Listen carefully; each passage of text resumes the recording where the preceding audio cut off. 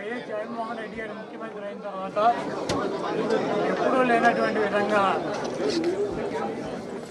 గ్రామాల్లో కానీ పట్టణాల్లో కానీ ఉన్నటువంటి పేద విద్యార్థులు మెడిసిన్ చదువుకోవాలన్నటువంటి మంచి సంకల్పంతో 17 మెడికల్ కాలేజీలని బిగిన్ చేసి దాంట్లో 5 మెడికల్ కాలేజీలని ప్రారంభించి ఇంకొక 5 మెడికల్ కాలేజీలని నెక్స్ట్ సంవత్సరం అంటే 2024 ఎన్నికలు అయితే 25లో వాటిని ప్రారంభించడానికి సిద్ధంగా పెట్టినటువంటి హాస్పిటల్స్ కానీ కాలేజీలతో పాటు హాస్పిటల్స్ కూడా ఉంటాయి.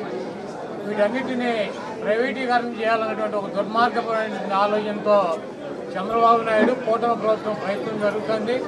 ఆ ప్రయత్నాలను అడ్డుకోవడానికి జగన్మోహన్ రెడ్డి గారు అనేక విధాలుగా మరి ప్రజల తరఫున ప్రజల కోసం ప్రజలతో కలిసి పోరాటం చేయాలని చెప్పి మరి ఆయన నిర్ణయం తీసుకోవటం, ఆ నిర్ణయానికి అనుగుణంగా వైఎస్ఆర్సీపీ నాయకులు కానీ కార్యకర్తలు కానీ శ్రేణులు కానీ ప్రజలు కానీ పెద్ద ఎత్తున మద్దతు పలికారు.